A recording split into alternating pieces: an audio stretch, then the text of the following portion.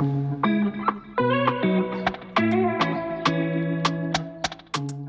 I'm going to share with you 10 easy organization and decluttering tips to get your life in order for this upcoming year. Hi, if you're new here, I'm Tracy of Basic and Beautiful Lifestyle. I share homemaking content as well as motherhood, behind the scenes of our life, meal prepping, organization, decluttering, you name it, but I primarily want to focus on home decor and different tips and tricks for you to help to organize your life. I decided to start off the new year that I wanted to do an organize and declutter your life series, and I think that's so important. So many people are setting goals and wanting to change their life to start off the new year, but I figured, why would I not start this with tips on actually how to do that?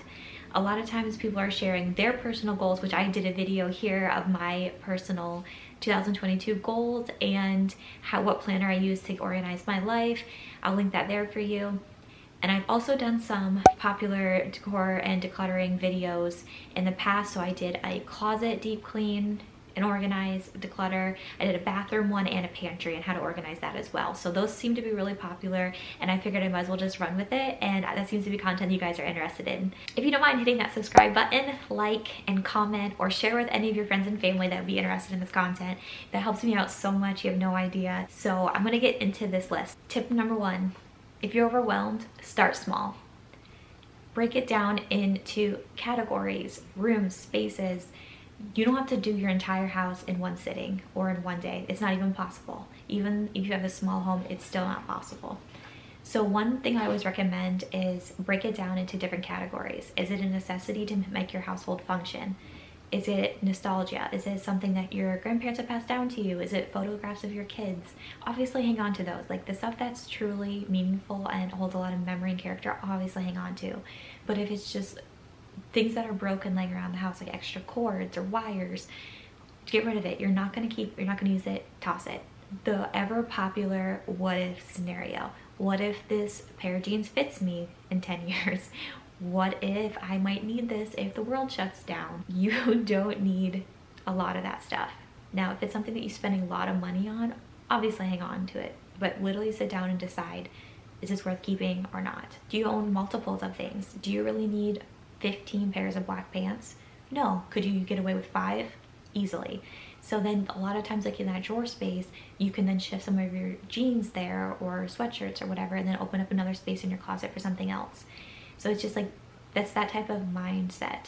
A lot of times in our culture, we feel like we need lots of the same things, or we collect knickknacks, or we obviously there's nothing wrong with having collectible items, but when you have an excessive amount and it's not necessary, that's when it might be time to think about, like, do I really need this? Marie Kondo literally said it best: if it doesn't spark joy, toss it. That's the one approach. I know it's been so popular over the last few years, but it's honestly the truth. If it doesn't bring you total and complete joy, get rid of it in your life. It's just an item. Things can be replaced. Family members, loved ones, memories, stuff like that cannot. Items can come and go. I know the minimalist trend right now is super popular. I'm kind of taking bits and pieces of that practice, but know that you don't have to completely adopt that standard. So find what functions the best for your family. Number 1 thing is at least review what you have. Take everything out of a space and at least go through it once. 2, create a schedule. Now that could be creating a weekly, daily, monthly, biannually, annually, whatever is appropriate for the scenario. So for instance, like if you're grocery shopping on Sundays, maybe Saturday you and your family go through what you have in your freezer and your refrigerator or pantry and say, what can I make for meals out of this? And then throw away any expired foods. Obviously any, like a lot of times our problem is like side dressings and things that get stuck on our door when you open it. I've had stuff in there for a month, but you're actually supposed to toss it within 2 weeks after opening. So it's little things like that. You don't really need it. And keep a mental note, or I've seen some people make a list on the inside of their pantry of what's in there or meal ideas, so you're aware of what you currently have and things that you might want to buy. When you're going through seasonal things, in particular like clothing, go ahead and categorize things on things that are worn out that just need to be tossed, things that you might be able to carry over the following year, or make a category of things that you want to donate or keep for a next child or something like that you have. Or a lot of times people change out their closets based on the weather. So you could literally keep, in our area where we live, fall and winter is pretty much the same. So you can lump those together, and then you might have a spring and summer collection that you might want to store as well. So you can always store that underneath your bed, in tubs in your basement. Like there's different areas, extra guest closets, but make sure you're aware of what you have so you can prepare for the next season ahead. Different ways that you can mark to know when you're supposed to clean is like put it in your planner, set a reminder on your phone. One easy way is to always mark it maybe the first week, first day of the month, or the last day of the month, so you never forget. 3, find your motivation. Some people are task oriented, or they need motivation from others to encourage them. So maybe set a timer. Say like, okay, I'm gonna declutter for 30 minutes today, 30 minutes tomorrow, and so on and so forth until that space is complete. Take before and after photos. I know everyone laughs when people do them on Instagram, or like just they think they're going to do it to get attention, but truthfully maybe they're doing it just to motivate themselves, to make sure that they hold themselves accountable. One thing I really like to do is create like mood boards. So I will render a photo of the space that I'm organizing, or the whole space of the room, and then I will put it in Canva, or I think it's in Studio now, and I will go ahead and remove like the background of certain images and rearrange furniture or organizational like bins and things, so I can have a visual layout. I included that in one of my videos here. I believe it was my Christmas decorate with me, or my prepping for Christmas decorating. So I'll go ahead and link that here for you to show you how I do that. But it just helps you so much when you go shopping on what you're exactly looking for, or if you already have those belongings, like how to actually appropriately lay it out. Pinterest is everyone's best friend. I swear there's so many tricks and tips on there. I know some people are still getting away from it, but at the same time I keep seeing more and more ideas on there. It's a one-stop shop for so many inspiration on home decor, organization, everything, you name it. Just check out Pinterest if you're looking for like how to organize a playroom, how to organize a closet, how to declutter this. It's all right there. Also take advantage of YouTube. There's more videos like this that are out there. Tip number 4, start with your everyday items. Now that could be electronics, so like your cell phone, your laptop, your iPad, anything along those lines. Like go through and look. Organize your homepage. So you might have a lot of apps open. I know there's a lot of different ways that you can combine them into folders, or create little widgets, or like go through and see like what do you actually use daily, what is it just on there for like games. That was the biggest thing that bogged down your memory. Get rid of those. Go through your photo list, back them up if you need to. Go through your contact list. I couldn't believe how many contacts I still had from high school, or even like lab partners I had freshman year when I went to Penn State 11 years ago. So it's like, it's time. Like, as much as I would love to stay in contact with these people, I truthfully haven't. So I think it's time to just declutter and get rid of those. It also frees up so much of your iCloud space. Definitely worth it. Go through your bags, your purses, diaper bags. I can't even tell you how many things I accumulate in the bottom of my purse or our diaper bag. Also, when your kids grow out of different phases, like I found some like little chewing like nubby things for Declan. I found snacks that like his puffs, he hasn't had puffs in a year and a half, and they're all in the bottom of his bag. So like dump that out, empty everything out of your bags, lay them in categories, and decide, do I need these, do I not? Also take out seasonal things. So in the summer, take out your winter gloves, and this winter take out the sunscreen. Your car, the amount of time some people live in their cars is insane, and it literally becomes an extension of your home. So many things accumulate in the back, between clothing, food, paperwork, just you name it. Maybe your pet stuff, food, just variety, water bottles. I always say it's the food and water bottle graveyard. So the one trick is put a container or something in your back seat, your driver passenger side, or in your trunk, of things that you can just throw in there and then take into the house with you every time you go in and out. Trash, immediately put it into a bag and take it out every single time you get in and out of a car. I know obviously it's hard with kids because you don't know where they hide things in the nooks and crannies in the back, but maybe one day a week or once every couple weeks, go through and just clean it out. Your future self will thank you. Actually, I feel like that should be the theme of this video. Do stuff that your future self will thank you for. Number 5, whenever you organize or declutter any space in your home, make sure your items and belongings are visible. Whenever things are out of sight, they are truthfully out of mind. Because I'm obsessed with real estate and home decor and functionalities of a home, one of the best tips that I heard from somebody is they recommended putting in more drawers in their kitchen rather than cabinetry. Now, coming from a new build into an older home, I didn't quite understand it, but now I'm like wishing I still had my drawers. So they are great because you're able to pull out and see everything visually, and things don't get lost, like tucked in the back. So I can't even tell you how many Tupperware bcontainers or water bottles I've been pushed to the back of my cabinets, and I swear it's like out of sight, completely forgot I had them. So go through those often. If you have to, like one thing I found, like in my cabinetry in my kitchen, instead of having all my Tupperware just thrown in the back, I put them in a white like container or acrylic ones, and you can pull them out and they have them all stored there. So you've made your cabinet function like a drawer. Like I mentioned, acrylic containers.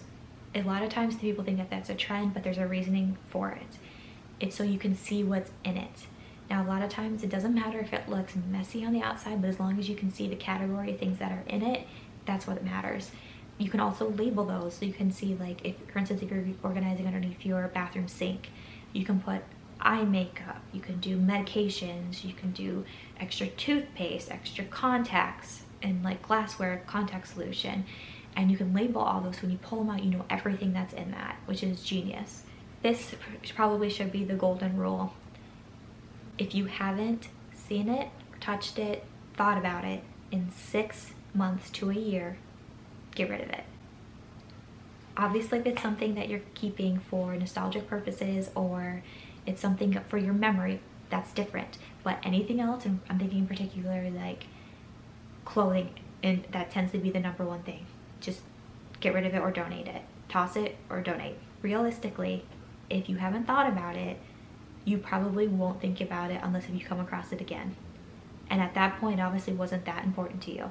#7, organization in your home has to be functionable for the flow of your home. So all of your family members have to benefit from it being organized that particular way. So if you have a piece of furniture, for instance, that's a storage device and it's right in your major walkway and people bump into it, obviously that's not going to work. So you might have to come up with a different plan for something. So I'm thinking in particular shoes. That's like the #1 thing when you walk into a home. How many times have you seen shoes just scattered amongst the mudroom or the entryway? That's normal. That means there's a lot of kids, a lot of guests there. That's fine. But maybe find a different way to store your shoes. If it's a shoe rack in a side closet, even if you do have to get an extra, like I said, built-in shelf or something like that with a pull-out doors, you can do that, but just tuck it against like a different wall where you can hide those shoes and make sure that all of your kids are able to reach them. That's the other thing, is if you have young ones, make sure that all of their belongings are at their height and their level that you want them to get into. Anything else that you don't want them touching, put above. One of the biggest things I'm learning, obviously with having a toddler, is I'm not really doing the complete Montessori style of learning, but I'm kind of leaning towards that rate to encourage independence for him, and it's making a world of difference. So I put all of his plates and cups in a cabinet in our kitchen where he's able to open and get them out himself. I don't care if he plays with them. They're plastic. He can't break them. It's not an issue. That's the other part of parenthood, is you got to deal with messiness, and that's part of the journey. But it's also teaching him how to function and be independent, and then in his mind, he's helping me set his place at his table, and he's so proud of himself for knowing how to do that. The other thing is, like, create a landing space in your home. So mail and paper, schoolwork, anything that could be potentially important, but it just seems like scattered mess, gets thrown on dining room tables and your islands in your kitchen. Maybe create a landing space. Now, it doesn't have to be anything big. Like, you could also do it in your office. You can make a little landing pad wall, like up in your entryway of your mudroom, where there's little dividers for each person so everyone can see what their mail is and what to grab and what not to.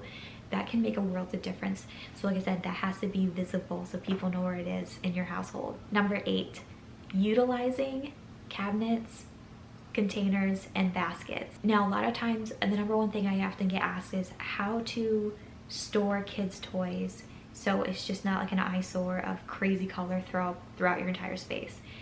I've always heard, and I'm trying to implement the best I can, are baskets and containers.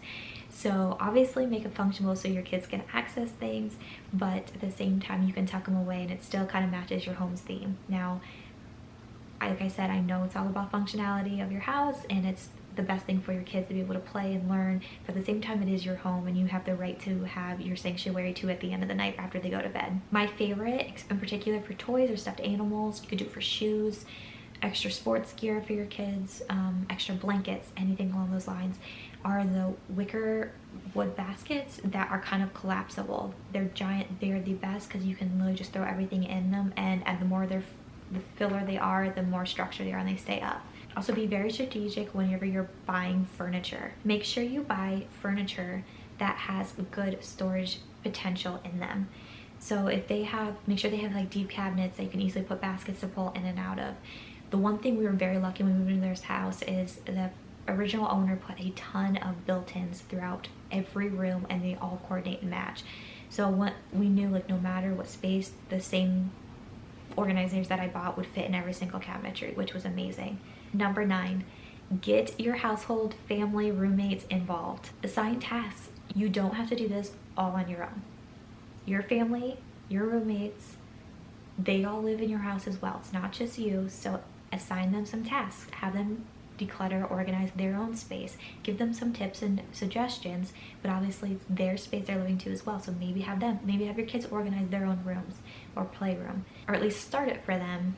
Like, give them the structure. So like, provide the cabinetry, the baskets, and give them suggestions on categories and let them finish out the rest. For instance, like, I know the garage is my husband's domain. Like, I know that's very traditional, but a lot of stuff out there is his. He loves doing projects, woodworking, all those lines, building, anything, you name it, and that's his area. I can't go in there and organize it the way he may, so I know that's his space, that's his area, and I respect that. All I ask is a lot of times is please make sure we can still fit our cars in, but I think that's anyone's request. But you have to respect that their own personal spaces, but then maybe provide some suggestions on the best way for optimal functionality. My favorite concept that I'm actually starting to implement, that I actually might do another future video on, is do a quick 15-20 minute cleanup or closing of your space. So a lot of people do this with their kitchens. Now when you think of like, oh, it's kitchen closing time, a lot of people think like, oh, we're not making any more food, like we're done, we're going to bed. No, that is literally cleaning your kitchen to the point, not like obsessively clean, but enough where it's clean for the next morning, where you're not overwhelmed to a messy sink, stuff all over the countertops, sticky remnants of jelly or leftovers from last night's dinner still sitting on the stove. The best thing to have your whole family come and help you clean up and get everything aligned, so in the morning everything will function smoothly. A lot of the time I will put our coffee in the coffee maker, so all I have to do is hit the brew button and it's ready to go. Make sure there's fresh water in there. Maybe have your lunches pre-packed in the refrigerator. But I do love the 15-minute kitchen cleanup or closing, because it's very similar to anytime you work in retail, or if you worked in a restaurant. It's like you want to leave this space as if you want to, the same way you want it to return being clean and ready to go at any given moment. Do things that your future self will thank you for, and that's probably the #1 thing. And the 10th and final tip is be open and be flexible. This is going to be a journey and a process. Things are not going to change overnight. Now, you might have an idea and functionality of a space for maybe 2 or 3 weeks, and you realize this is just not working, I might need to change something up. Or get together with your family and be like, hey, I've been doing this for a couple weeks, do you guys like this, or do you want to try something else? And get some follow-up feedback from them. And it's okay. It is a journey. It truly is. And honestly, based on the season of life you're in, like for us, we have 1 child right now. What works for our 1 child and the 2 adults might not work if we add another one to our family. Like, it just, you have to be willing to change. Nothing has to be, like I've shared before, Pinterest perfect, Instagram worthy homes by any means. I just want you to feel loved and to feel comfortable in the space that you're in. I've shared in the past that I think being organized, and I'm trying more the minimalist approach, but that just makes my anxiety and make me feel safe, and I can be myself without stressing out about a million other things at the same time. So I would love for you to implement these tips into your life. Let me know in the comments below if any of these you're going to be implementing. Also, share any of your tips or you actually decluttering or organizing on your Instagram and tag me at Basic and Beautiful Lifestyle. I would love to see any of your stuff that you guys are doing. Also love letting me know if you guys have any tips or tricks yourself. Like I said, please use the comments as like a forum for you all to connect and to come up with different ideas. Like I said, I don't know everything, but I'm just sharing what works best for me and my family. I really hope that this inspired you and gets you excited for the new year. Thank you all for watching.